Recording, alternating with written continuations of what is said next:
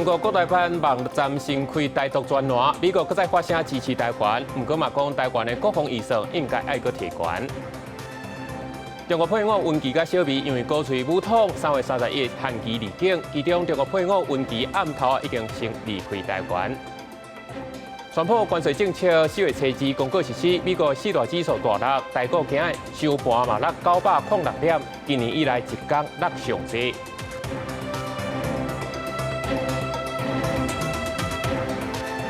各位观众朋友，大家好，欢迎收看3月31日 AM 新闻，我是陈志安。新闻一开始，先看中国配偶温琪甲小美，因为伫网络上有鼓吹武统的言论，这移民署是限期因3月31日进前都要离境。这其中中国配偶温琪暗头已经先离开台湾，另外一个小美，这内政部长刘世峰是表示，这人因为和这国台办的关系应该是袂歹，所以可能佫有变数。有跟家人道别吗？伫无啊，大催暗出现伫上山机场，伊就是陆配温琪。伫移民署另外陪同下要提早坐飞机离开台湾。不过另外一位相关看下武统言论的小美，以外也无动作。他常常在下面直播，我们以为他在卖东西直播的啊。哦。他事先看到电视上照那个街景，我知道是就是咱讲啊，就是这个，原来嘛唔知讲迄有这小薇啊。陆配温琪小美因为散布武统言论，遭到移民署取消移请居留权，依照规定必须限期伫3月31日离境。期限伫要到啊，小美时阵依然无看人，网络红人、闽南人也有北京下晡也到小美住的所在，要看警方也是移民署3日暗时是毋是执行逮捕。内政部长刘世峰在记者讲，其中一位陆配较特殊，甲国台办的关系袂歹。我们今天掌握的讯息，大概一个已经订好机票。那另外一个呢，仍然在犹豫不决。那后来我们发现到说，这位中配比较特殊，他跟台办的关系还不错，所以本来可能要预定离境呢，他可能有一些变数。小薇跟恩琪还串联到总统府，然后来拉布条，来争取所谓的母亲权，那或者是来递送陈情书，这些都是政治的操作，所以我们当然高度的怀疑，从雅雅、小薇到恩琪，这背后跟中国的关系起人疑窦。对于两位陆配离境的代志，国民党、民众党是共声批评。民众党立法院党团总长郭昌更加批评执政党抬价用骨刀。绝对不是像民进党这样，那已经不是选择性的执法，那个是拿大炮在追杀小虾米。即便是事实，就算跟大陆台办有接触，也不应该被列为是好像是什么十恶不赦的事情。难道我们两岸之间要走向完全不接触吗？内政部也讲，按照移民署规定，小美甲温琪拢无具有咱国国民身份，若是互废止移亲的居留，伫10天内爱家己离境。10天过了后无家己离境，就用强制离境的方式来处理。虽然两个人拢有请律师提出诉讼，也是行政诉讼，不过未影响原来行政处分的执行。记者综合报道。继续来看中国国台办的网站有新开一个检举台独的专栏，讲会依法来追究。咱内政部部长刘世峰嘛去用写伫内底。这美国嘛搁再发声来支持咱台湾，毋过嘛讲这台湾的国防预算应该都要来提悬，上无爱含这美国同款占到 GDP 的3.4%。战机、侦察机起飞，应应强军的威胁，空军3日宣布年度天龙操演圆满落幕，配合联合一级操演，顺利完成战术加战机总验收。罗总统进前宣布，国防预算目标占 GDP 的3%，台湾军费搁再成为美国关心的议题。美国国防顾问梅惠林指出，台湾的经济可能无法度维持 GDP 10%的防御支出，不过至少应该甲美国同款占 GDP 3.4%。嘛讲到台湾也是希望美国伫冲突的时阵出手斗相共，也因为安尼有可能甲中国发生重大战争的风险。另外，台湾确实需要为阻止战争做出更加侪贡献，伫必要的时阵得到胜利。In any scenario involving Taiwan, the Chinese are hoping this is going to be a quick war. 3 to 4 weeks. To deter China from using force, especially over Taiwan, the United States needs to implement a denial strategy, the ability to deny China from achieving its goals through force. 美国嘛提醒，目前中国当地打造一套既成事实的战略，想要伫台海危机发生时阵，3至4礼拜内快速夺取台湾，使美军袂赴介入。台湾应该发展会当阻挡中国登陆30天的能力。假设真的哪一天很不幸台海发生战争，台湾能够靠自己能够先撑过比较久的时间，这很关键，能够争取到更多的一个机会，有所谓的这个外援。30现场的美日峰顶会谈，美国国防部长赫格塞斯讲，会确保美国伫台海的阻挡能力。America is committed to sustaining robust, ready, and credible deterrence in the Indo-Pacific, including across the Taiwan Strait. Japan would be on the front lines of any contingency we might face in the Western Pacific, and we stand together in support of each other. 关心台海情势，针对中国国台办官网台独方向举报专栏，互人举报人员包括内政部长刘世芳等人，国讲会依法追究责任。美国国务院嘛出声挺台湾，面对北京挑拨的起抗的行为，美国会持续支持台湾。记者综合报道。继续来关心缅甸的大地震这灾情的消息。目前是已经超过黄金救援的72点钟，有超过1700人来死亡，3400人受伤，还有300个人失踪。伫咧曼德勒一间饭店，一个混人是跌伫下骹将近60点钟，才互人救出来。另外一边嘛有好消息，佮救到一个细汉囡仔。Hello。缅甸首都奈比都一个住伫阿门土地下面的查甫人对镜头拍招呼，救援人员赶紧用公仔为伊送水来维持性命。给我的革命。这24岁查甫人，敢若是秘伫床架下面好运来闪过一劫。新加坡甲缅甸救援团队用几天的时间将伊才救出来。这查甫人互救出来了后，暂时目睭无都擘开，救援人员就得为伊检查身体状况。给头给我，就那 operation 上开的家境要就那40来批吧，都被米个的沙乌的那被米个家境就那一这个是批吧，3批的钱。缅甸中部礼拜发生瑞士规模8.2强烈地震，瓦群地震中央的曼德勒甲首都奈比都灾情真严重。救援人员正伫甲时间比赛，希望伫黄金72小时救出更加多民众。就伫个最后时刻，曼德勒一间饭店的负责人伫调查内底760点钟了后，好运互救出来。当地倒去的天空别踪，公务现场也传来好消息，还有一个囡仔互救出来。待会儿怎么把这名孕妇能够安全平稳的送到地面？我们注意到现场也是搭建起了这样的一个绳索。亚纳沙前工作地点，救援人员伫贴甲山悬的废墟内底，利用吊挂方式抢救一个甲骹锯掉再救出来有身的妇人人。不过，伊等来到地面时，因为老血伤衰，已经不幸死亡。这场强烈地震已经知影至少夺走1700条人命，包含曼德勒市内的莫拉丁市，当时有600个牺牲才伫上京考试。对地震了后，建筑物倒来，900名的牺牲被活台，就已经知影至少80个牺牲死亡。由当地一直有地震尾，民众真惊，拢沿雨伞跨伫街路上来避难。奈比都一间便衣建筑物受到地震破坏，决定甲病房搬到户外，并且部署2台大型的医疗车来救治地震的伤者甲其他当边的病人。不过，伫缅甸40度的高温之下，病人甲患者拢真艰苦。Many homes has been destroyed, road and bridge damaged. Many children and family are still missing and traumatized. We need urgent assistance, especially for the children, who often suffer the most in these kinds of situations. 联合国儿童基金会指出，缅甸这摆强烈地震灾情造成真侪原本生活条件就真无好的家庭面临更加严重的生存挑战，灾后生活甲医疗拢严重来欠缺，尤其是对儿童来讲冲击更加大。公视新闻张惠敏、郑元庆编译。今仔面对缅甸的灾情，即马伫咧台湾的缅甸学生，今仔是做伙来开记者会。有缅甸华裔导演嘛表示讲，目前伫当地上欠的就是医疗资源，嘛好外界得斗3工。也另外，即马消息目前是有一个台湾人地震也未救出来，这外交部嘛表示，相关单位也继续的救人。不久前，我的母亲还在那边，很难理性的来分享或传达，那边的状况。接受到妈妈也伫缅甸，互身为缅甸话的导演刘德英忍不住流目屎，现场更较是有靠声音，因为记者会现场有超过50位以上的在台缅甸生，因拢来响应活动，呼吁台湾人会当多关注缅甸灾害。就算有车又有其他的救援工具，我们也没办法，就只能这样眼睁睁的看着，等待救援人员过来。更严重的一些视频，他们说，外界的人都还没有知道，想请各界的有能力的大家，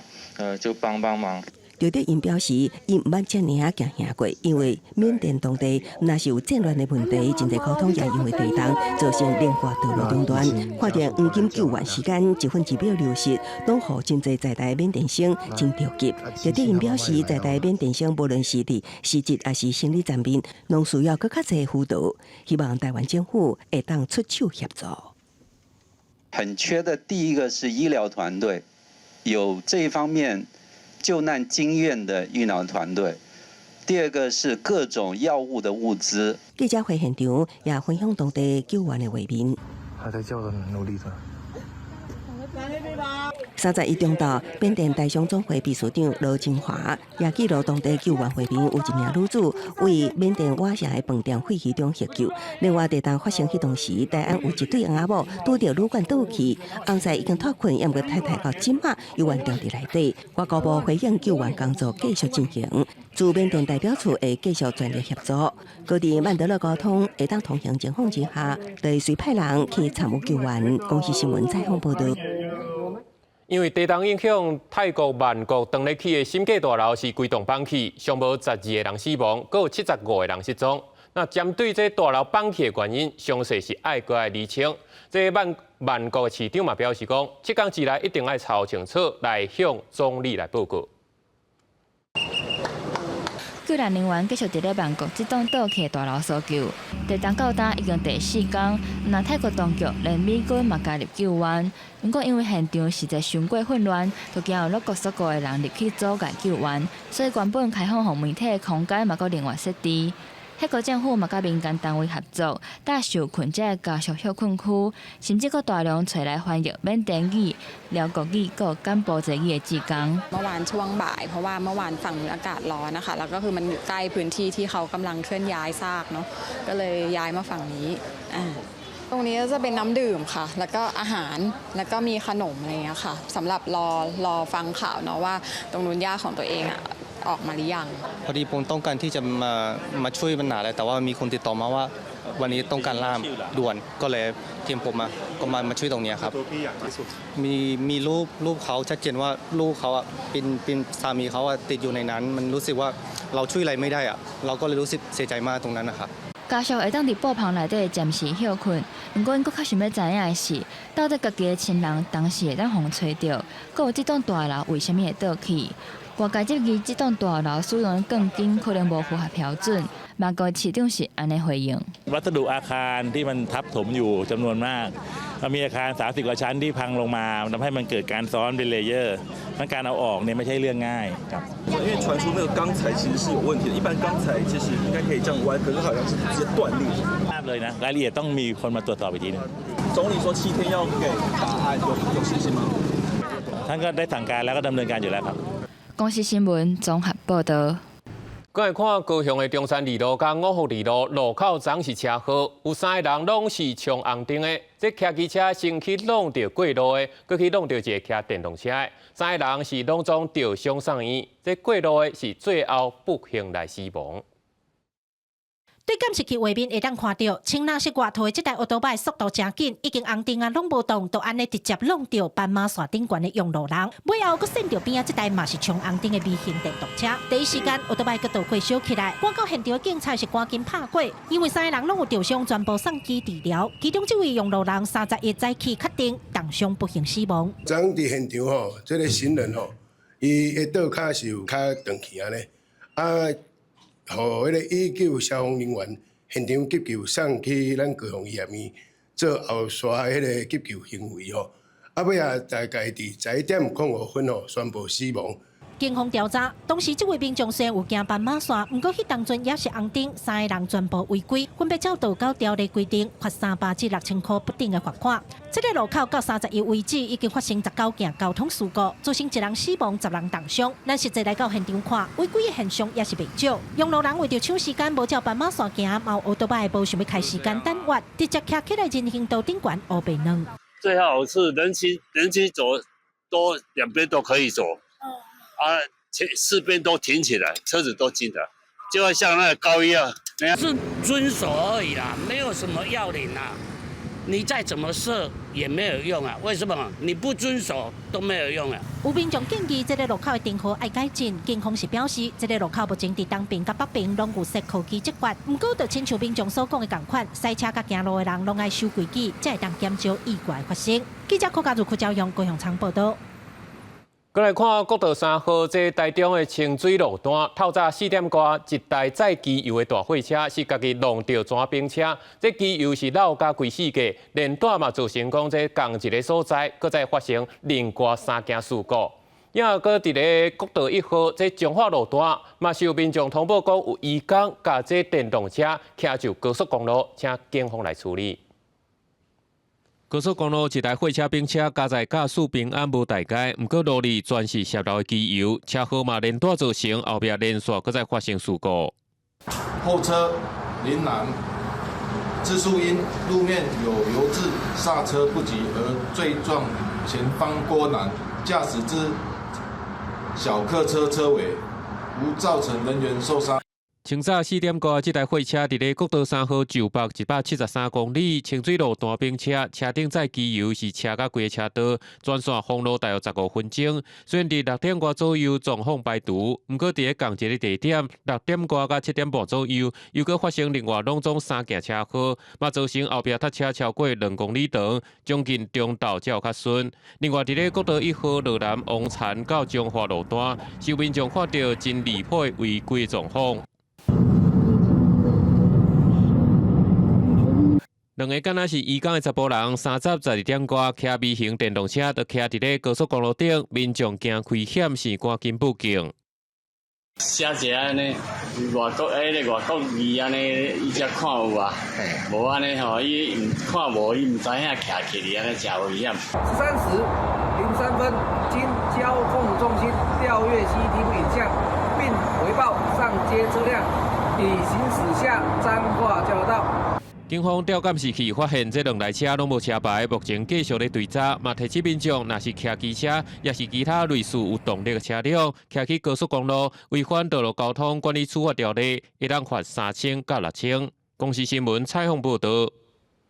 最近伫咧台中的和平，一只乌鱼仔囝无细离去中着陷阱，原本是讲是已经救起来，无受到公过当工，煞熊熊来死亡，详细是爱搁来调查。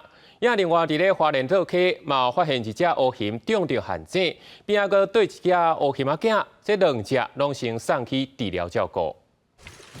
田检署的人员来到溪沟啊，看到受困的乌鱼，遂开始救援。台中市和平区乌石溪一大山拿，2白发现有一只乌鱼仔囝掉伫咧特色内底，林检署甲兽医29顺利救援，发现伊倒边头前的骹受特色压迫整起来，检查了后送去生物多样性研究所急救站。当时鱼仔囝的生命状况稳定，验讲30顶部传出死亡信息，原因不明。救援的现场，看到的它是。活力是正常的。那到救援到集集野生动物急救站的时候，那时候状况也是良好的。林检署台中分署表示，受困的鱼仔囝19公斤左右，应该是拄出事，无确定亲母敢是也伫咧附近。目前鱼仔囝的遗体已经送去兽医研究所，会量早安排解剖，厘清死因。不知道什么原因就死掉了，就会同他们兽医研究所的专家来解剖厘清。到底是什么原因发生？花莲也出现台湾乌鱼的脚印，林检署花莲分署27接到通报，伫咧花莲县倒溪乡山拿发现一只58公斤的牝猫，倒边头前的脚同款因为特色啊整起来。3月30日，搁伫咧当地又报到一只11.5公斤的鱼仔囝，身躯无外伤，也搁身材较薄板，2只乌鱼拢送去亚湾野生动物保育协会治疗观察。这2只熊，它们是不是母子熊？目前我们现在也在密切的了解，然后同时也在做一些后续的一个检查和查询当中。林检署表示，两只乌熊敢是母仔囝也会较认，不过乌熊族群渐渐扩大接近人类生活的区域，呼吁民众若发现乌熊，会当主动通报，若有拍来需求，会当申请改良性的蜡具，避免无细里抓到乌熊。公司新闻综合报道。国际上紧来看，美国明尼苏达州一只小飞行机是不明原因摔落来，去击到一间零件厝火烧。这飞行机驾驶就是美国合众金行的副董，是当场死亡。也伫迈阿密是有公车司机，敢若是含这旅客起冤家，伫遮来开枪，弹死2人。徛在雨大火包围，乌烟沁到天顶去，一旦看到当地居民围伫徛街附近，载着火灾愈来愈大，一直向后壁退。Looks like a plane crash in Brooklyn Park. 这个火灾发生在美国明尼苏达州，当地里有一只小型的飞行机，原本要为爱荷华州飞去17公里以外的明尼苏达州，煞伫飞到目标正前的6分钟，飞行机头向下边，直接摔伫布鲁克林公园的一间徛街。美联社报道，当地消防部门表示，这只会当载6个人的飞行机摔机的时阵，2名处主，一个人无伫厝，一个人即时逃走无受伤。虽然唔知影飞行机面顶有偌侪人，也毋过无人活落来。美国合众银行伫3日发出声明，表示开飞行机的人是公司的副董事长杜兰，因为暂时无清楚摔机的原因。美国联邦航空局甲国家运输安全委员会嘛已经介入调查厘清。另外一个意外发生伫佛州的迈阿密，当地30关点3点左右，一名公车司机技术甲车顶的乘客发生冤家，最后煞向乘客开枪，造成2名乘客死亡。At this time, we know that the transit bus driver fired his weapons, and in results of that, 2 victims were transported to Aventura Hospital. Shortly after, both victims were pronounced deceased. 事发现场，这台属于迈阿密地铁群的公车，技术打停伫当地西北第7大道，甲183街路口附近的一个购物广场。有看到的人表示，当时要听到6声庆声。警方接到消息，赶到现场，甲伤患送病院，嘛甲公车司机拘留，带转去警局调查。迈阿密地铁群的交通加公共工程部门发言人表示，犯案的司机已经违反地铁群的公车司机袂使揸枪甲武器的规定，会全力配合执法部门的调查。公司新闻台是唐平玉。韩国发生有史以来上界严重的火烧山，已经造成26个人死亡。这警方昨是宣布讲，已经抓到一个放火嫌犯，怀疑就是伊伫咧陪忙彻查要烧时无细理才会去引导，才会使造成后续这场不可挽回大灾难。南韩警方30表示，已经逮捕一名56岁查甫人，伊涉嫌伫扫墓的时阵无细致引起野火，而且无法度控制，将其尾造成南韩史上上严重、上致命的野火灾损。保证当日一一查证，比对查甫人的犯行。韩联社报道，涉案的查甫人已经否认相关指控，官员指出，东寨区庆尚北道义城郡，林地范围1.28万公顷。迄当时查甫人伫山内某一个所在扫墓，伊个查某囝讲，父亲想要用赖达烧掉祖坟顶的树枝，想要到火起去互风吹飞，引起森林野火。目前经知影，毁掉大约4.8万公顷土地，估计4000栋的建筑被毁，必须数万人撤离。 딴 손은 없어요. 뭐 여기 우리가 손을 대가 될 일도 아닙니다. 이게 뭐왜 손대가 할 수 없어요. 잠잘 때 어째 뭐 이러니까요. 그게 제일 문제죠 뭐. 顶礼拜5火势已经大范围控制，消防员2到拜6继续甲南山的几个小火场奋斗。迄当时引起国内要求当局面对这类的灾难，要有更较好的应对方式。各有专家认为，气候变迁造成野火，这场火灾同时也将南韩人口危机、甲城乡差距问题甲烧出来。韩国是超高龄社会，出生率算是世界上低，农村地区人口不足，佮大部分是年长者。 그러니까 컨테이너 이제 하우스가 15개 정도가 필요한 상황인데 제가 우리 관에 아까 이제 여쭤보니까 한 2달 정도 시간이 걸린다고 얘기를 하더라고요. 南韩大部分人口拢集中伫大都会区，尤其首尔真侪家庭为着找找更较好的工作机会甲教育，搬去都市。不过乡下人口比例严重失衡，像安尼规模野火烧过来，大多数受害者拢是60、70岁，伫市区位无几个少年人的情况，年长者无能力也无气来拍火，只会当目睭紧紧看着家园陷入火海。 公司新闻吴伟玲编译。继续来看，美国总统川普自就任以来，就不断咧推动这罗西亚甲乌克兰停战。不过，即马伊是讲，伊对普丁一直咧拖的态度是非常生气，决定要对向罗西亚来买石油的国家，搁再扣重税来挺发。咱另外这川普嘛讲，伊是真认真咧考虑讲要做第三季呢，只是这专家嘛表示讲，爱修宪应该是无啥可能。 美国总统川普第3日表示，伊对罗西亚总统普廷已经规划到位，因为普廷当地组织俄乌战争停火协议，在拒绝顶礼拜协议停火30天的计划了后，普廷阁要求甲乌克兰总统泽伦斯基应该落台这个字写入停火协议内底，互川普去甲讲普廷当地拖延停战的可能性，所以美国会对罗西亚的石油买主扣25%至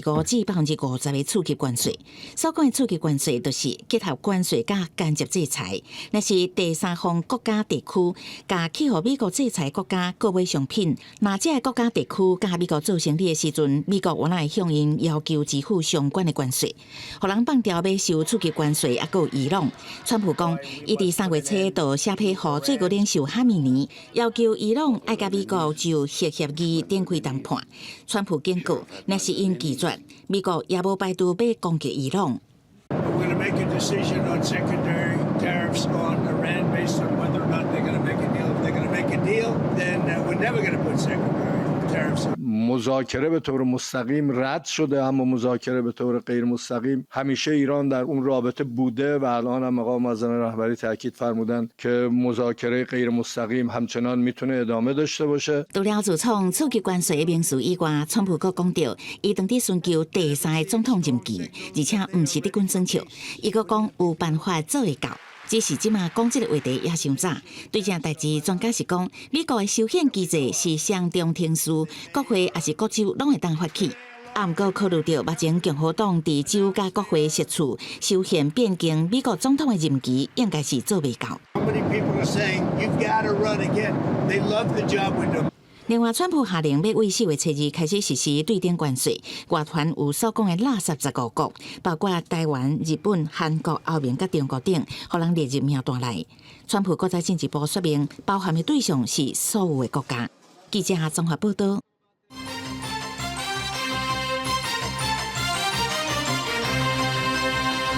有人讲到这川普的关税政策4月初2就要公告实施，这嘛造成讲这美国的4大指数隆中大落，这台股今日嘛连带去受到影响，收盘是落906点，嘛是今年以来一天落上济。有立委就关心讲这国安基金是毋是就应该来护盘？财政部是表示，若必要得随时来开会讨论。 拜一台股一开盘，也难得阿股落盘走势呈现大跳水，开盘几乎21,254点，同时也是今仔日的上关点。上低点甲收盘拢是伫20,695点，中周盘906点，创史上第4大盘点，期待消息超过2.9兆。这个美国股市在上个星期五大跌，拖累了今天亚股全面都重挫，因为现在市场也在担心，就是说对等关税公布出来到底是会不会比市场预期的还要来得差，所以卖压是提前涌现。那台股失守21,000点，宽达股台积电夜盘开盘是920块，上悬924块，上低甲收盘拢是910块，盘42块。3月7大消息超过3条。观察电子产业盘面也是青顺顺，鸿海收盘盘幅来到5.19%，联发科收盘盘幅来到5.11%。看到这礼拜美国总统川普就要公布关税政策，有分析师认为，台国汽车股受到关税影响细，因为台湾出口到美国的金额无悬。那台积电会当享有关税豁免，其他产业面临的关税税率，那比25%细，台股有机会反弹。 以今天的这个开盘的这个月的跌点上来看，已经超过2000点的情况之下，我们觉得这个地方已经有酝酿这个短线上反弹。好，不是这礼拜就是下礼拜。总统也请卓院长和吴秘书长持续带领团队，掌握最新情势，缜密评估分析，以做出最好的因应，确保国家利益与经济金融的稳定发展。31日台股一路盘超过900点，有立委关注国安基金敢是爱进场。 股市最怕的就是不确定性跟预期心理了。如果必要的话，会召开这个相关委员会议，会讨论这个事情。有分析师表示，爱注意川普宣布关税了后，敢会有其他国家提出反制措施，因为关税战一旦升级，影响股市的时间唔那久长，也会连带压缩股市反弹的空间。公司新闻采访报道。为着要照顾同情短期照护的需求，这劳动部多元陪伴照顾服务的试办计划，原本是讲3月底就要上路。不过民间团体是抗议讲，这医工看护一天过24点钟，都要收3500，实在定价收贵。劳动部是表示讲，详细搁通讨论，按算清明过，就会公告详细。为了满足急同情家庭的短期照护需求，劳动部推出多元陪伴照顾服务试办计划，伊阁予外界清水重点看护义工需自费申请，不过遭到雇主协会批评，这样政策入医疗线，也阁承办单位的收费计价伤悬，反倒更增加民众经济负担。现在最低的 range 3000，30天也就9万块了。那一个月真的有多少个家庭会支付得起这9万块吗？雇主协会指出，就以北区示范单位进行公布收费为例，一摆4点钟服务就要台票1250块，12点钟3000块，24点钟就要3500块。甲现行家庭看护工月给大约2万块，非法义工24点钟大约是1200块来比较。重点的看护义工重点会较悬，烦恼同情家庭可能因此更加歹请到家庭看护义工。钟点看护工的薪资既然远高于在家里 full time 的家庭看护工的时候，那你就会来抢走我们这些正在照顾重症失能家庭的现有的看护。我们正在做最后的前置和盘整作业，目前预计在春假后上路。劳动部强调，这是身心障碍重大伤病，也有3个月内有就医也是手术记录，符合请家庭看护义工资格，长期照护适龄等级2级到8级的，若有紧急、临时、短期照顾需求，就使自费来申请重点的看护义工。就已经核准北中南东区总共6间社福团体来试办，有个签名过了后，会正式来公告实施的时程甲收费标准。记者综合报道。针对刑法法定受理性暴力犯罪，这追究期敢若定加20年。这条法告违宪，目前所提出的释宪案已经是得到43人这受害者的声援，其中有14人提起司法定书，呼吁宪法法院都要赶紧来释宪。嘛有立委是提案来修法，来保护受害者的权益。我在这条路上已经走了20年。只是刚开始在遇到这件事情的时候，我根本脑海中没有办法想到什么，因为那时候我被害的时候才不到14岁。儿童青少年时期受到性暴力的受害者出现伫个记者会，想到伊受害了后，长期的惊吓，也有得着忧郁症，但到伊总算有勇气会当出来讨公道，法律的追诉期煞已经过啊。法务部的统计资料里面，近19年来，总共有1040位。的一个性侵害被害者曾经提出这个告诉，但是却因为追诉期的问题遭到不起诉这样的一个处分。公民团体表示，根据澳洲的统计，受害者一般拢需要20年至30年的时间，才敢向外来求助。过时的法律煞真做阻碍，性暴力的受害者伫咧公民团体陪同之下，勇敢站出来面对社会大众。不要让法律的追诉期变成保护狼师的工具，让受害的孩子能够有一个追求正义的机会。相对来说，如果立法院更为积极的部分，应该是直接提出有关修法的部分来做相关的补正。我们认为这也是一个非常好的一些方式。公民团体指出，目前拢总有43个儿少性暴力的受害者出面，其中有14个提起司法的庭诉，希望伫咧申请释宪满1周年的时阵，宪法法院会当赶紧释宪，立委嘛会当提案修法，保障受害者的权益。公视新闻台北报道。咱讲到去年班班食牛奶的政策是做一学期了就停止，这台北市嘛表示讲，对4月初7开始要过来试办，国小甲幼稚园学生每礼拜只要摕所谓学生证去到便利店甲大卖场，就会当来换牛奶也是换豆奶。全国有超过15000间的门市拢会使摕来换。去年9月份，班班啉牛奶的政策实施，后续因为执行上有困难，一学期了后就喊停。台北市8月宣布，新生有青奶的政策正式启动。未来只要是台北市的国校啊、幼儿园学生，无分公私立，只要摕所谓的学生证，就通去4大超商，还有专联美联社换青奶或者是豆奶。那可以领取的品项有28种，其中有13种是鲜乳。那有15种是我们的豆浆。那如果说这个礼拜他忘了兑换因为我们是希望说每一个学生他都可以均衡的摄取到营养，所以我们不会累计到下一周。台北市教育局表示，未来学生会使去到全台超过1.5万间的门市换青零，伊个通照顾到18.4万的学生，也无排除下学期继续扩大外的通路，阁有增加品项予学生选择。针对这个政策，家长表示，改用提数位学生证就通换，真方便，学生的选择也较多。要换的人再去换就好啊。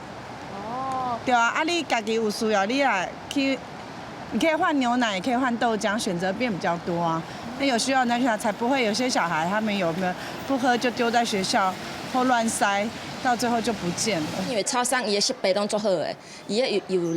冷藏室啊，伊放的物件拢较新鲜，啊，这对食安的把关我感觉较好。有国校外校长表示，因为进前的政策就算是分保9零，学校幼儿的烦恼保存的环境无够好，超商有专业的冷藏设备也较安心。另外，也因为数位的学生证通看到囡仔换牛奶的记录，后续学校追踪囡仔对外状况了后，也通参考记录，加鼓励无去领的学生，帮助政策发挥上大的力量。记者张家嘅谢桂玲台北报道。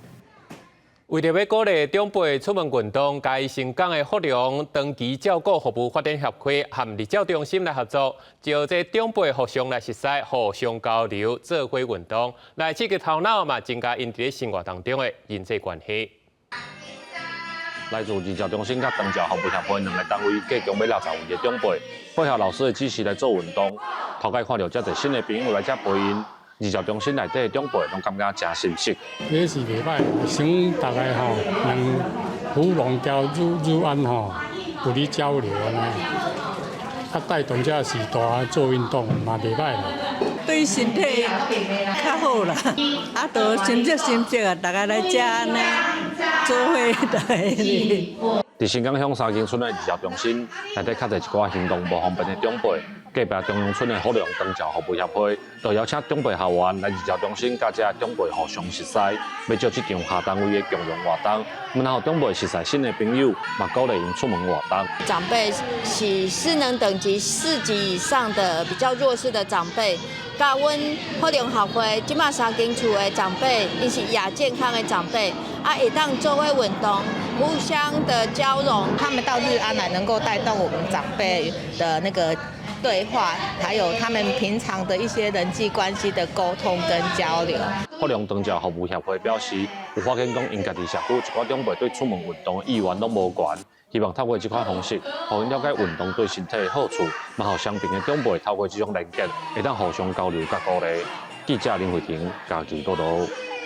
关心天气，因为这大陆冷气团甲华南分河区的影响，各地天气有关是冷气机。玉山气象站在早起搁在路边角，这气象署嘛有讲，爱到拜3过，冷气团才会较减少，各地应该拢会较好天。清明假期，这北部甲东半部高温会到20度以上，中南部是25度。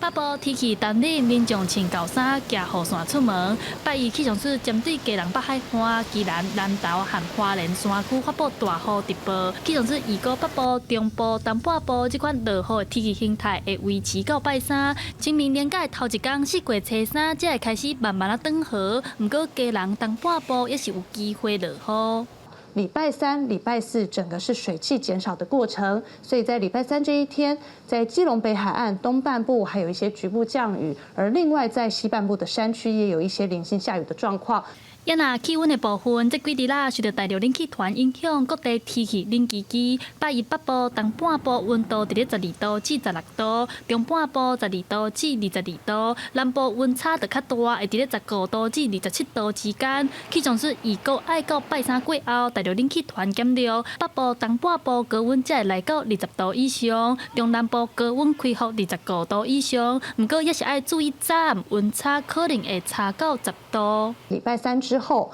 在冷气团逐渐减弱的状况下，白天的高温就会逐日的回升。那在连假的前期，可以看到整个白天的天气会恢复到比较相对舒适的一个状况。气象署表示，清明连假天气上稳定的时间，伫咧4月初3到4月初4这2天。气象署建议民众若是有要去陪梦，也是要出门，会当趁这2天，因为过来4月初5、4月初6，北部、东半部会恢复落雨的天气形态。记者戴阿轩、林旭凯台北报道。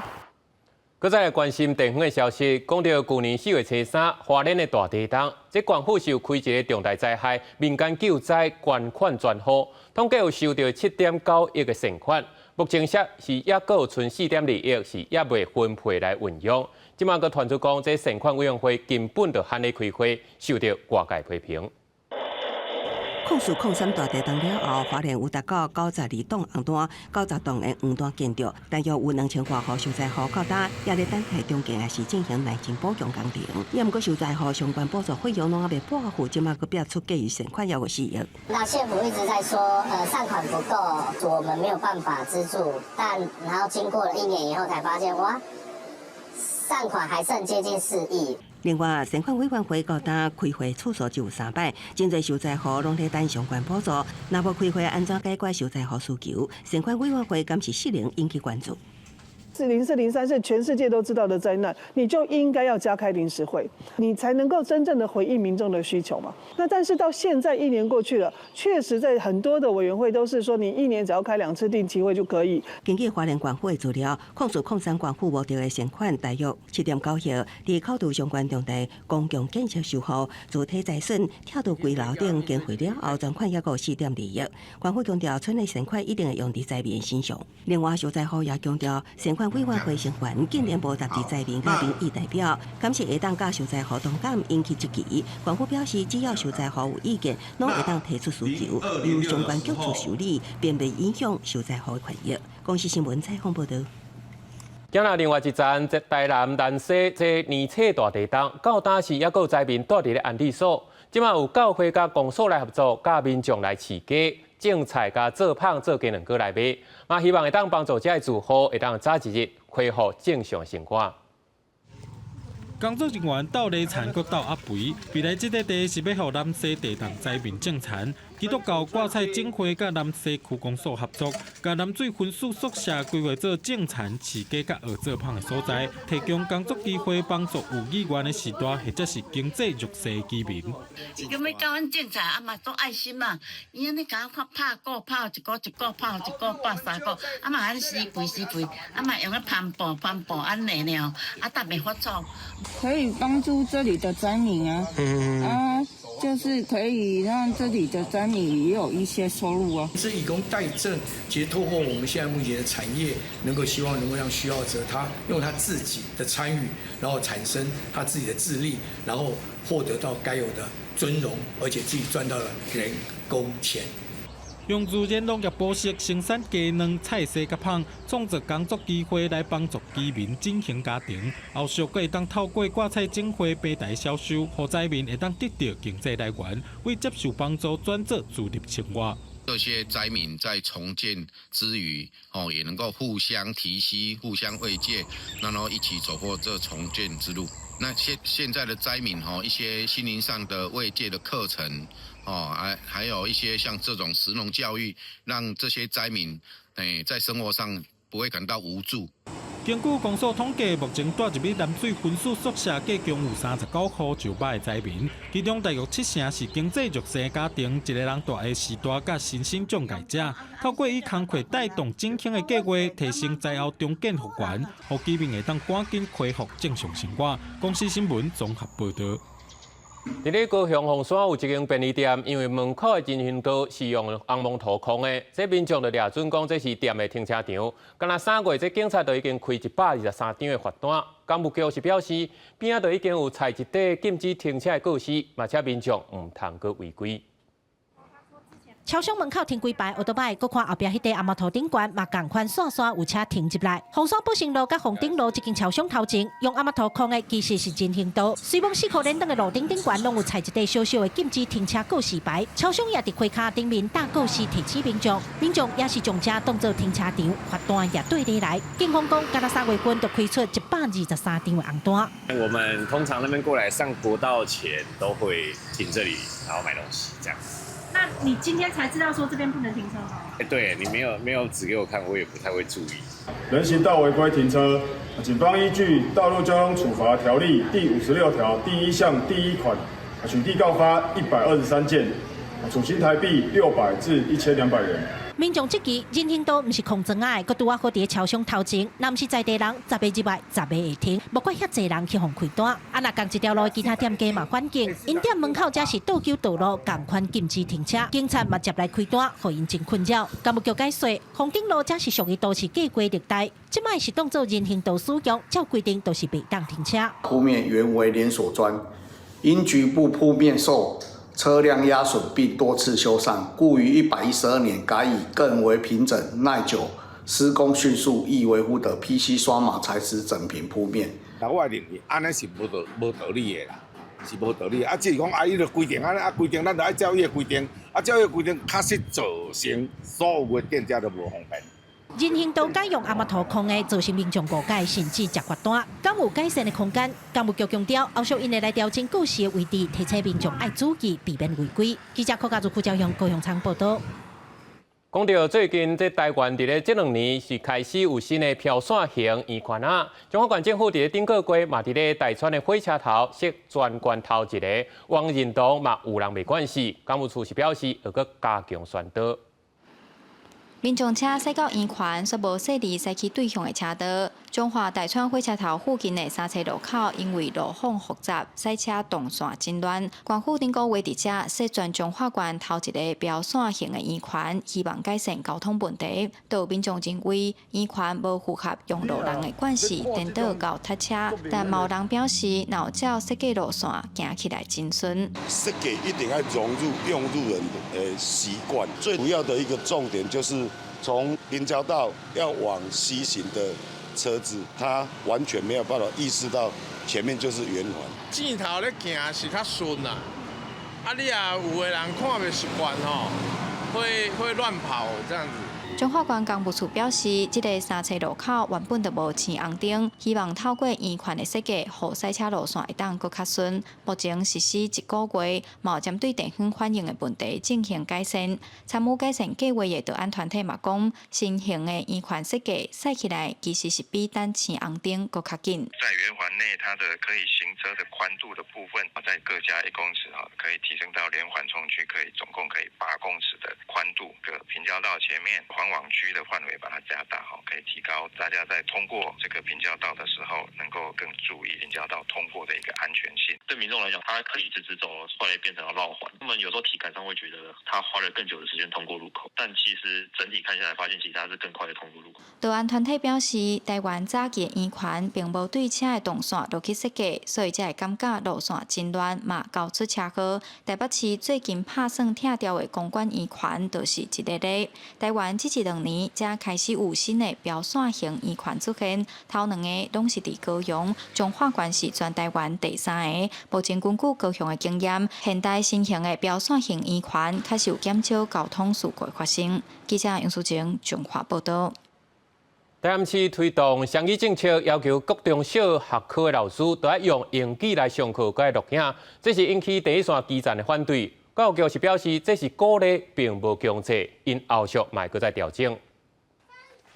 老师用英语咧教活动式课程，各校今年的囡仔大家举手发表，课程看起来真深色。这款课时英语的教学认证计划，即阵伫台南市所有袂少老师的反对。台南市教育产业工会讲，总统赖清德捌表明中央双语政策爱调整，不过强调学科爱用英语来上。不过台南市教育局由原咧设计划，要求老师上课爱录影，该分无共面上搭配英语，这学校嘛有认证达标的比例。若无达标的老师，就爱参加精灵课程。我是教艺术的，那我就会比较 focus 在我的学科内容跟它本质。英语会放在需要做一个概念重整的时候。你伫咧上课时啊，讲一寡英语，种英语是每一节课讲拢差不多，对囡仔英语其实无提升。工会讲，这看起来咧杀双语，不过其实是伤害教学的品质。更加重要是，因认为这项政策压迫到原来学科，佮有本土语的教学时间。有学者是批评这根本无相关的法源，嘛违反国家语言发展法，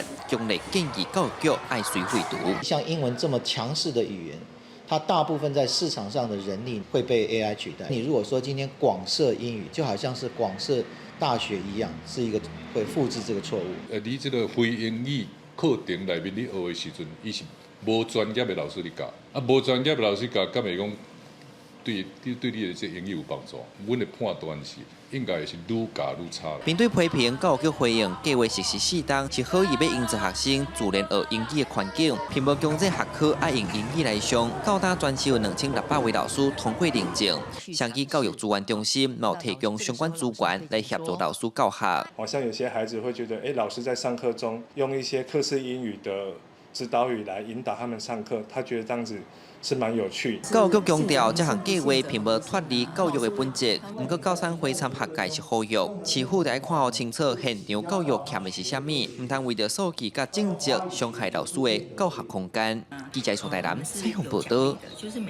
最近伫咧网络顶，是有不少人拢加入训练 ChatGPT 爱学台湾的语气甲台湾用词的这开讲计划。台语的文学作家吴忠祥嘛提出一项计划，要招各界做伙来参与台语资料库计划，希望咱量早达成1000万字的目标，来实现互 AI 写台文的大理想。最近伫咧网络顶有愈来愈侪网友在试用 ChatGPT 要可以用台语对答，但即马就来试看卖。ChatGPT 应讲伊会晓讲台语，不过实际上伊的台语比例无介悬，嘛显示台语对答的品质无够稳定。为着要收集愈侪文本来训练台语 AI， 民间长期驻心伫资讯技术应用的 IMA 协会，带头发动台湾通计划，台语作家吴忠祥嘛参与在内，伫网络顶靠真侪台语文学的作家，同齐授权台语文学作品来建立资料库，互 AI 学台语。恁写迄论文啊，拢足大本嘛吼。一本拢20-30万字，伊遐就是拢有思考性的文字。这种思考性的文字嘛是真好，真做迄个 AI 教材。咱咧训练 AI 迄个语料，过去较早来讲，较少迄种较感情的迄个结构嘛。所以你用小说来讲，你就互 AI 去会使去学习迄个感情的结构。这毋是文字啊，是文以载道。文字内底咱有。特别，咱每个国家每个地方，咱想的代志是无共款的，毋是讲一定是你翻译过来就好。吴忠祥表示，只要有完整的一段文字，拢真适合摕来做资料。目前愿意支持计划的台语文作者已经超过10人，尚无累积300万字，希望招各界做伙来达成1000万字的目标。另外，长期关心语言发展嘛投入 AI 应用的学者廖元富表示，除了训练 AI 学台语，嘛希望未来 AI 通用伫咧教学，也是互学生在课后练习台语的听讲读写。老师去像讲出的作业啊，好出考卷啊，或者是考口译啊，那也在做者台语的技能哈。就在这学生去练习啦，练习台语听说读写拢会在练习班。台湾通识计划的发起单位 IMA 表示，这个计划是建立伫国家语言整体发展方案的精神基础，目前先对台语开始做资料库，嘛希望其他国家语言、客语、原住民语等等未来拢有机会通加入。记者卢尚珠、林晓凯台北报道。明仔载天气写款来看详细资料。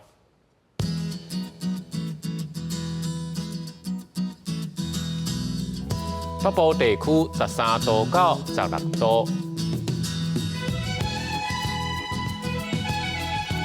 中部地区13度到20度，